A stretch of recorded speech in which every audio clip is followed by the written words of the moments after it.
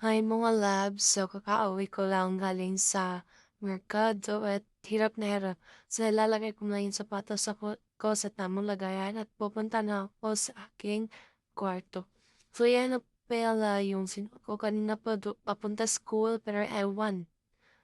Lumabas na ako para kunin yung mga damit ko sa labas para hindi na hassle kapag hahanap ako ng susuotin ko.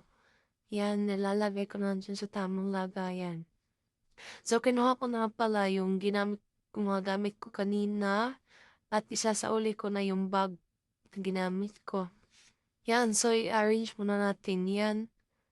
Yes, that's face mask, lipstick.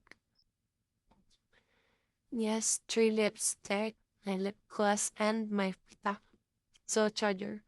So, ilalagay ko na yan. At ngayon, nag-iisip rin ako kung anong susutin ko bukas dahil meeting kami, Girl Scout tsaka Boy Scout. So, ayun. Naghahanap ako ng crop top. Ito na nga yung susutin ko pero hindi tayo pupunta ng party. Pupunta tayo ng school kaya hindi.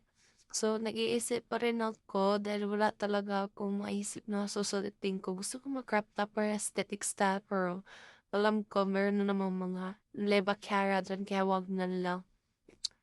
Sakit mag-isip. I mean, ang pagod mag-isip. Talaga. So, yan na yung gusto kong susuotin. So, na-try ako nito. Baka ito ay maganda dahil hindi ko na talaga ito nasusuot na madami. So, yan. Medyo revealing siya kaya wag na lang. So, mag-ready na lang ako ng mga gamit ko para sa Girl Scout. Yan. Pajama. Yes. Yan. Sleep ko. So, kinuha ko na yung mga gamit ko sa bag at dito ko ilalagay yung mga gagamitin ko sa Girl Scout ko. Yan, kinuha ko na inilagay ko sa tamang lagayan para hindi siya messy.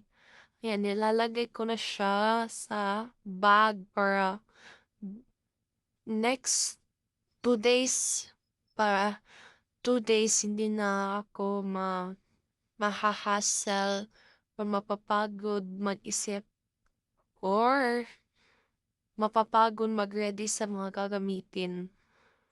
Yan. Madami pala ako mga gamit.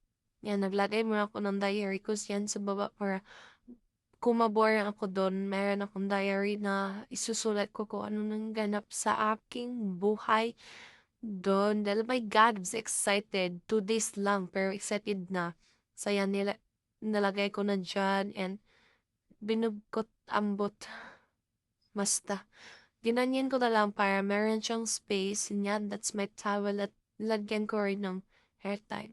So, that's ready our personal things and talaga may makeup para magpaganda dun, malamang. Yan, ready na ako.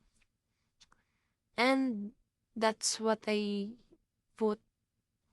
Yan, ko ilagay yung toothbrush pero hindi ko yan nagagamit yung dalawang yun. So, nilagay ko na dyan. Wow, pakat-kat. Ha, nilagay ko na pala yung glasses ko tsaka hair tie baka merong walang hair tie dun tapos nangangailangan kaya bibigay ko na lang. Char, mabait si ante. Mabait naman talaga pero wag niyo ko pagagalitin kung ayaw yung magkita yung demonyo. Basta, nilagay ko na dyan at ilalagay ko na yan sa bag. So, bye guys. Dito na lang.